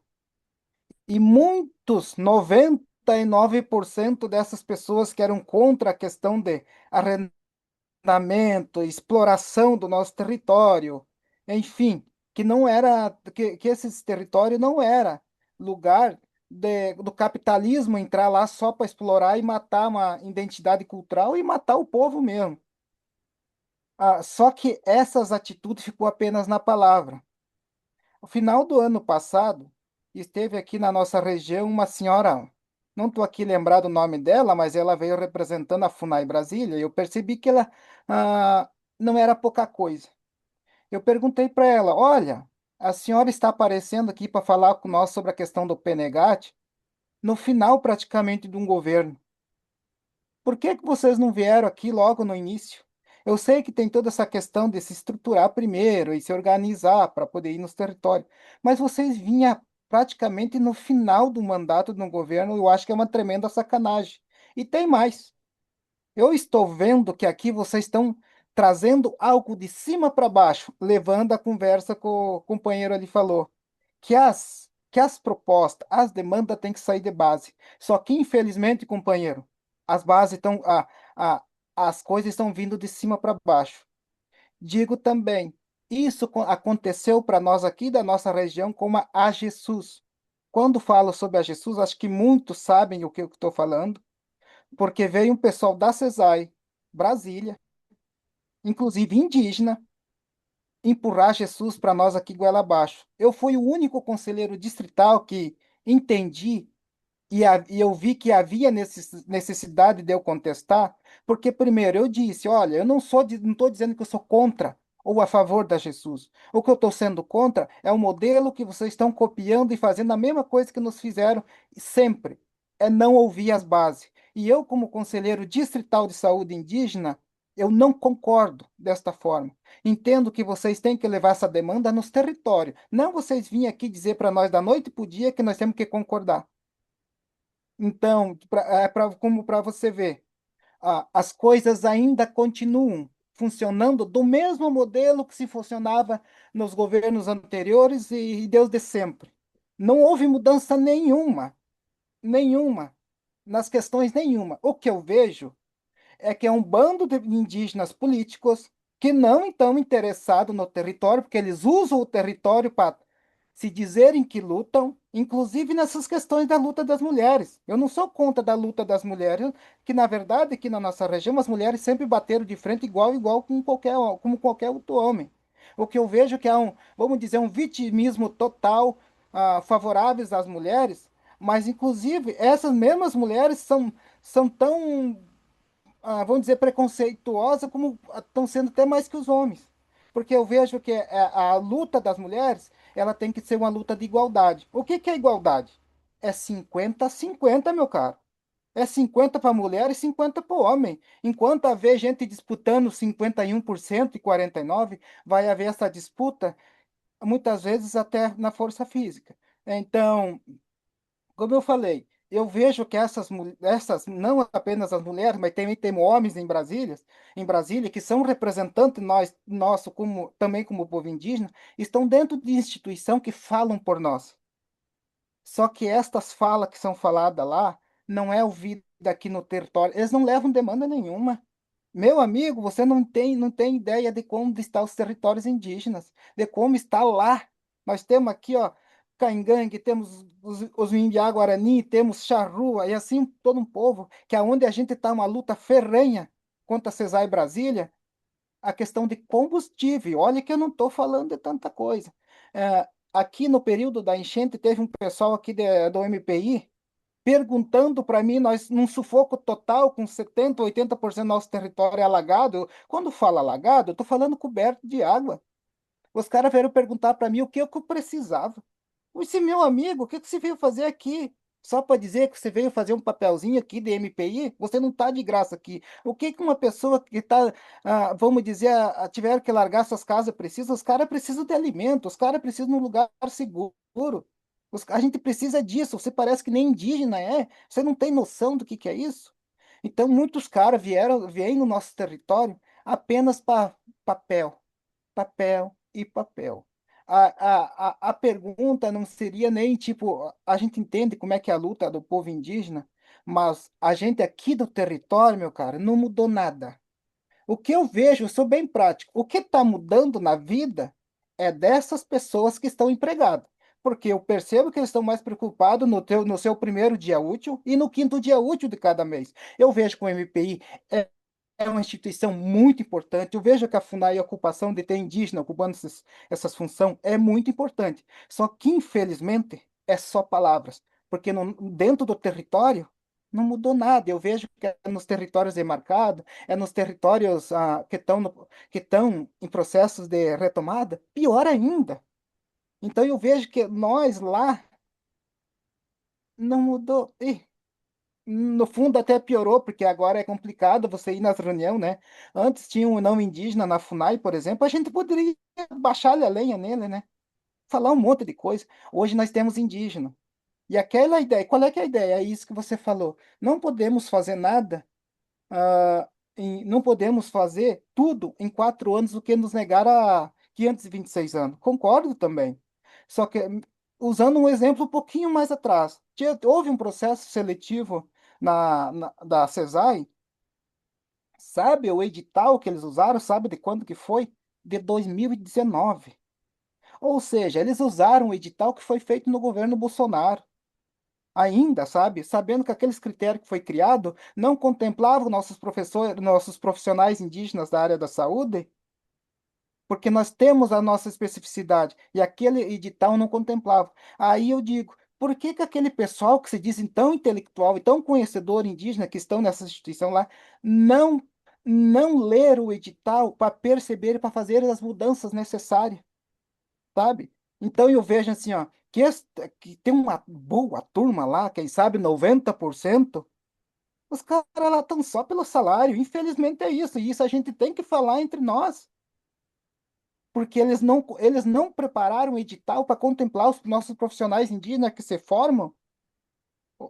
Sabe, um dos critérios que nos derrubou nossos indígenas aqui do país inteiro era o quê? Um dos critérios dizia que eles não consideravam ah, estágio do indígena que está na universidade como experiência. Mas O cara, o nosso indígena se forma lá, ele vai trabalhar no território, só que o estágio não foi considerado experiência. Aí, quem foram vamos dizer, os selecionados? Foi selecionado não indígena, aqueles se formam e têm uma longa experiência de trabalho, e os nossos indígenas ficaram tudo fora. Daí aquela ideia de dizer que lutamos pela especificidade dos indígenas, vai tudo por água abaixo, sabe? É tão desanimador. Eu não sou tão bocó assim, eu não vou dizer que eu sei tudo, mas eu não sou bobo que os caras ficam me enrolando. E eu digo na cara e não quero saber, porque eu também tenho parente meu de sangue dentro do MPI. O secretário executivo do MPI é meu sobrinho, eu sou tio desse cara. Então são pessoas que não vivem no território, não tiveram experiência nenhuma no território. Como é que um cara desse vai falar sobre a dificuldade dentro do território? Nós temos indígena abandonado, vários territórios abandonados. Daí voltando lá atrás na questão dos arrendamentos, que para nós indígenas é uma desgraça. Esse pessoal que está na FUNAI, tanto nas UTL, que agora não é mais CTL, é UTL, depois da ICR, os mesmos que diziam que eram contra, que lutavam contra isso, não fazem nada. Inclusive, os parentes deles são arrendatários. Então, concordo com muita coisa que o amigo aí falou, mas eu vejo que nós temos que ser mais, tipo, muitos, tem que ser muito transparente com nós aqui de território e de povo indígena mesmo. Pararmos de fazermos politicagem e fazer o que nós puder, porque nós estamos tendo uma oportunidade única, única nesse país. E eu vejo que não está sendo feito porque eles estão fazendo os seus agradinhos lá, sabe? Puxando parente daqui, parente de lá, e no final, vai que uma direita da vida chega a ganhar a próxima eleição, meu caro. Como é que nós vamos ficar? Corremos risco da direita botar o indígena de direita lá e dar seguimento nessa desgraça toda. Então eu vejo que nós temos que enfrentar essas coisas sem agradar ninguém. Ó, cara, tá errado, o arrendamento tá errado. A exploração lá de tudo que é coisa que tá no território tá errado. Não, mas os caras não fizeram nada, de tipo, não combateram nada. E estão lá, sabe, tipo, fazendo graça com todo mundo, querendo agradar todo mundo, nem Deus agradou todo mundo. Mas é uma desgraça mesmo quando eu vejo esse pessoal de Brasília descer de cima para baixo e mentir para nós. Inclusive essa mulher aí que tá de secretária agora da CESAI, a Lucinha, virou as costas para nós numa reunião online. Então você vê esse tipo de gente pregando o coletivo, pregando o diferenciado que nós falamos, mas na hora que eles assumem essas funções, viram as costas para nós. Isso é desanimador. Daí eu pergunto para você, como você vê tudo isso que eu falei? Eu fiz uma salada de fruta aqui para. Mas eu te digo, é o que está acontecendo agora. Isso não é ontem, isso é agora. Como é que você vê essas distribuições de agrados aí e não tomarem uma atitude que tem que ser tomada mesmo? Não importa doa indígena ou não, porque nós precisamos fazer, porque o capitalismo estão entrando dentro do nosso território, nós somos contra isso. Só que nós precisamos que essa instituição também, que se diz que nos representa, tome uma posição e nos diga, olha, ou vocês preservam isso aqui, ou o que que vocês querem? Aí tem mais outra coisa que eu queria perguntar.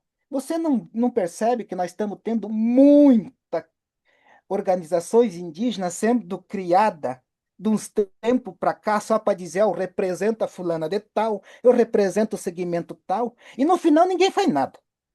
No final ninguém faz nada. E são apenas pessoas que estão usando isso como trampolim para ter um reconhecimento político e no final só querem emprego. E temos um monte de indígena que começou a aparecer indígena ultimamente aí, ó, do nada. Você dá um chute numa toça aí eu sou indígena.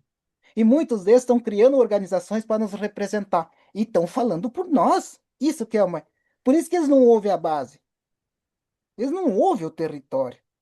E daí eles vêm com os argumentos e palavras bonitinhas, né? E você sabe muito bem que nós não falamos bonitinho. Nós estamos, se tá me doendo uma coisa, nós já vamos logo vomitando porque é aquilo que tá doendo. Só que, infelizmente, a coisa tá sendo levada por um lado, e isso eu não perdoo ninguém, vai Deus da Sônia, porque a Sônia era uma que puxou o grupo na época do Bolsonaro sobre essas questões de exploração dos territórios indígenas, e eu também não vejo muita fala sobre isso.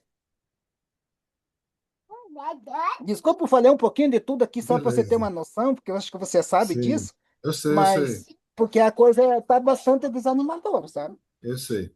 Mas a gente tá E lutando, tipo, a gente vai é, lutar porque o bom velhinho continue lá. E, tipo, é porque presta ou não presta, mas ele é o único que está dando oportunidade de nós estarmos falando sobre isso e deu a oportunidade de nós ter ocupado um espaço que talvez nós nunca iríamos a ocupar e que a gente também está dentro da universidade graças às políticas. Nesse sentido, claro, com uma boa luta nossa também, né? A gente chegou a levar essas demandas para eles, tá bom? Obrigado. mas eu vou falar como um todo, né? É o entendimento de poder como um todo. É o entendimento de poder que vem dos não indígenas e a estrutura de poder, né? Então não é algo simples, né? Então, por exemplo, o que é que eu estou fazendo lá no Ministério da Cultura? Eu não estou conseguindo ainda criar a nossa política, é o que a gente quer fazer, né? Uma política específica que realmente chegue até os territórios, né? Mas como funciona o pensamento de poder europeu, a cracia, né? É o que eu falo. Eu falei na minha tese de conclusão na geografia e falo assim, né? Que a cracia, a visão de poder deles é disputa de poder. Então a gente não pode usar o pensamento não indígena, né? E, né? Por quê? Porque senão a gente fica criando divisão dentro do nosso movimento, né? É, mas acontece a dificuldade é o quê? A estrutura do poder, né? Então, quando a gente fala do sistema, tem que saber que o sistema não foi feito por nós, né? Então, exemplo, o sistema, né, do AGESUS não foi feito por nós. Então, o jeito da gente incidir mais forte é criar, né, dentro dos nossos próprios linguagens políticas, né, do nosso entendimento cultural tradicional, meios para, como posso dizer, para que a gente resolva esses problemas da estrutura de poder, né? Então, não adianta a gente só apoiar no poder que tem. A gente tem que mudar o pensamento sobre o poder, né? O que eu converso quando eu faço minhas rezas, né? Nhanderu me falou assim, ó, poder verdadeiro não é quem manda, poder é quem cuida. Esse é o poder verdadeiro, que a gente aprende com nossos pajés, né? Que eles cuidam do nossos povos, das nossas aldeias, nossos parentes, né? Então é isso que eu entendo como poder, é cuidar, né? Mas a estrutura não é feita para cuidar, é feita para mandar, né? É feita para competir, disputa de poder, né? Então, o que acontece? Por exemplo, a estrutura dentro dos ministérios, os cargos comissionados. O que é? São cargos de confiança. Se você bota uma pessoa que vai contra um pensamento estratégico que foi pensado para 4 anos, né, naquele governo de transição, e bota um parente, mesmo que ele seja representativo, mas ele vai contra um pensamento que está sendo político, né, sendo construído, acaba sendo acaba não avançando. Então, os cargos de confiança são isso. Eu não posso chamar qualquer um, tenho que chamar alguém que a gente tenha sintonia e que alguém que não vai querer ficar, né, querendo levar problema lá para dentro, mas queira solucionar, né? Igual a gente falou, não vai ser em 4 anos. Por quê? Porque nós, próprios parentes, temos pensamento diferente, né? Eu sou contra o arrendamento, igual você.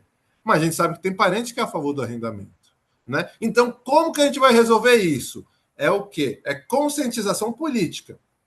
Saber nossos direitos e saber os modos de construção dos nossos direitos, das nossas políticas, né? Então, realmente não é algo assim que é dado, não é dado, né? Então, como é que eu vou, né? Vou dar outro exemplo, né? Por exemplo,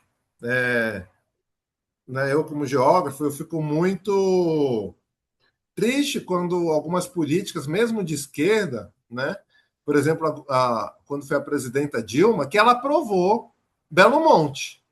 Hoje a gente sabe que aquilo era um elefante branco só para gastar dinheiro e não está trazendo energia. né? Lá em Altamira, onde tem Belo Monte, é a energia mais cara do Brasil, sendo que tem, né, uma usina de hidrelétrica lá, né? Então, na verdade, existe pensamento que eu não concordo totalmente com eles, né?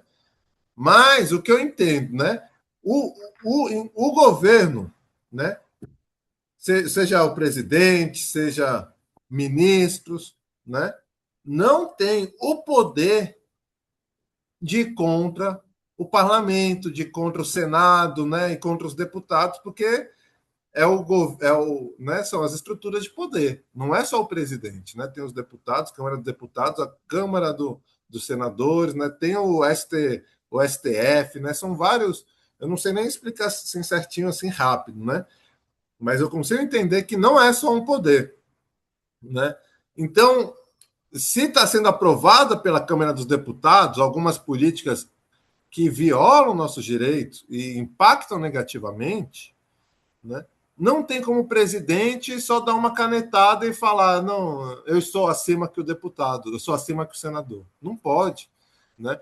Então tem que ser o quê? Pressão social, né? Um exemplo dessa pressão social foi o quê? Foi contra a privatização dos rios, né? Foi o movimento lá dos Tapajós, foi o movimento, né, lá do Rio Tapajós, do Rio Madeira, né, Rio Tocantins e outros rios, né, que foram, né, por exemplo, o povo Munduruku, né, que fez uma pressão gigante lá no Pará contra essa privatização. E só depois de ocupar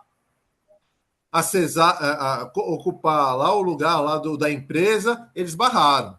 Só depois de ocupar a Secretaria de Educação que eles barraram a questão do ensino à distância nas comunidades. A gente sabe que ia acabar com a nossa educação, né? Então, precisa ter pressão social, seja de direita, seja de esquerda. Não é porque, né, a sociedade, né, elegeu um político, seja mais alinhado, né, com o povo, ou seja, menos alinhado, que tem que aceitar, tem que ter pressão social, né? A questão do AGESUS, a questão da educação escolar indígena, né? Por exemplo, eles lançaram a política de educação escolar indígena, né? Então, é um avanço, né? Eu já vou terminar, beleza? Para não passar muito tempo, que a gente chegou no tempo. Então, precisa ter toda uma reprogramação do sistema. Para isso, a gente precisa ter nossos advogados indígenas, juristas, que escrevam tese para defender. Por exemplo, a tese do marco temporal estava passando por quê? Porque a gente não escreveu a tese do marco originário, né? Que é o quê? Nosso direito vem antes de 1500. Né? Então, quem está passando? O direito do marco temporal, que era a partir de 1988, que é um absurdo. Né? Então, a gente barrou pressão social indígena, barrou, né, essa política, essa visão política, né, do marco temporal. Né? Mas não basta só barrar. Né? Então, igual eu falei, a política é como uma onda. Né? Então, não dá para ir contra essa onda muito forte. A gente tem que pegar a rabeira da onda para surfar do nosso modo, né? Para fazer o nosso próprio caminho, né? Tem que pegar, né? Se o rio tá descendo, para subir demora muito mais do que para descer, né? Então, ao mesmo tempo que a gente tem que, né, fazer essa força para subir esse rio, nós também temos que saber o momento de aproveitar a correnteza, né? E entender que o panorama não se resume a um corte do tempo, né? Então, é uma ligação entre o passado e o futuro, né? A gente não pode, com certeza, se contentar como está. A gente tem que continuar avançando. Por isso que a gente está estudando, por isso que a gente está, né, se empenhando para aprender, né, ter essa conscientização política para saber se posicionar. Né? A violência, a vulnerabilidade, né, a pobreza nos nossos territórios é muito grande, né? Então a gente tem que pensar, se a gente é contra o arrendamento, então temos que pensar em política, né, dentro, por exemplo, do PNGAT, como você falou, né, de gestão territorial e ambiental, para fazer programas de cultivo tradicional, programa de reflorestamento, programas de coleta de sementes, né? Igual o povo do Xingu tem bastante, que é muito forte, muito bonito, né? Para a gente estar revirando, tá mudando o paradigma, o panorama, né? Então é um trabalho que não vai terminar nesses 4 anos, mas eu concordo que a gente tem que refletir. Não adianta só seguir andando. A gente tem que sempre se reunir, né? Por exemplo, o ATL. Seria um momento muito importante da gente ter essas rodas de debate. Não ser só um microfone e uma pessoa falando, mas fazer ambientes de troca de ideias. Né? E fazer um documento do ATL para levar, encaminhar para o Ministério dos Povos Indígenas, para falar o que o movimento nacional indígena, das bases indígenas participando, tem para dizer e tem para sugerir. Né? Eu concordo que espaços de participação social precisam ser melhorados para a gente ouvir nossas bases, para ouvir nossas lideranças tradicionais. Né? Mas, ao mesmo tempo, né, não podemos querer esperar que o mundo seja, né, que o sistema seja sensível, se o sistema vem de um pensamento de uma máquina. Então, nós temos que escrever dentro dessa máquina, ensinar essa máquina, ensinar esse sistema. E é um trabalho muito demorado, porque a gente sabe que é um problema global da globalização. Né? E a gente vai estar tentando trabalhar melhor aqui. Então, a gente precisa, ao mesmo tempo que ter um ministério, né?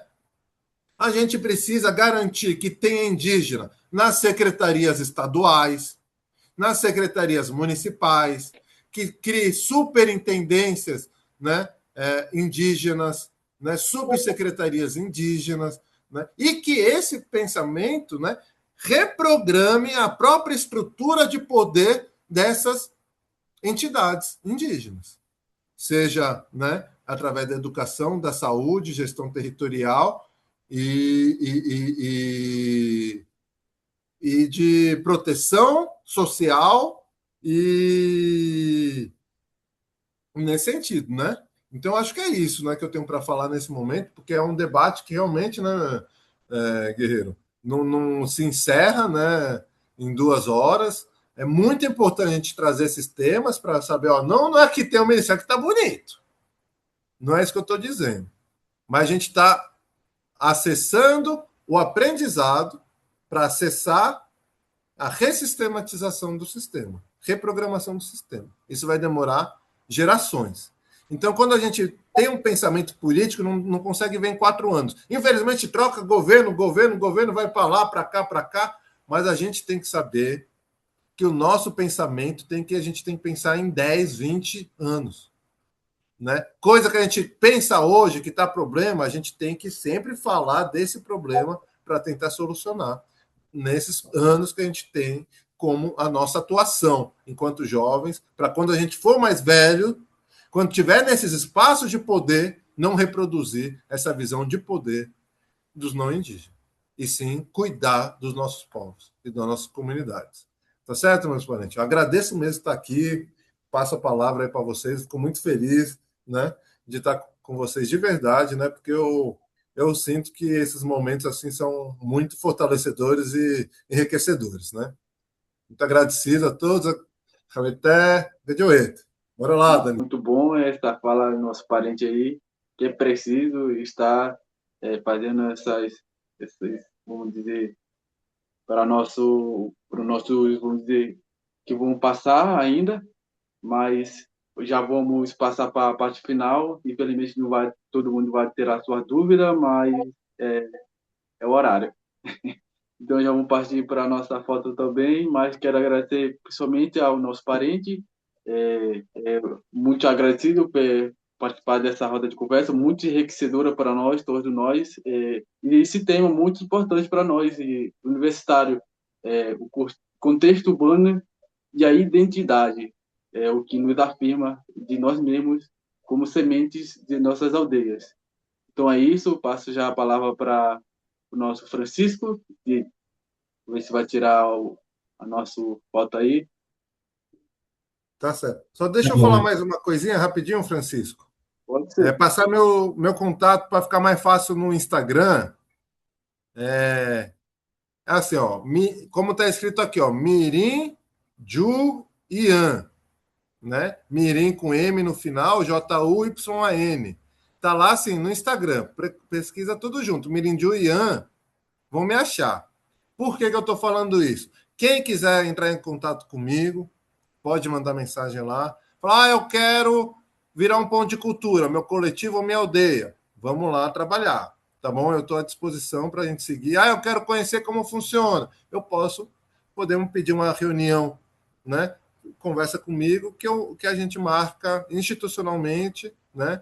Como parte do meu trabalho, né? Então, o meu trabalho é estar disponível para conversar com vocês, para ouvir vocês e apoiar no que for possível, tá bom? Agradeço de novo. Vai lá, Francisco. Nós que agradecemos, Meridion, pela sua disponibilidade, pela sua fala aí, que dividiu com a gente. Também ao Danilo pela essa intermediação, um tema muito importante. Também tiveram outros, né, temas mais ampliados para essa parte política também, que não deixa de ser importante. É muito informativo esses momentos, a todos aqueles que comentaram, fizeram perguntas, né? Tivemos aí comentários também nas mensagens, enfim, eu quero agradecer demais.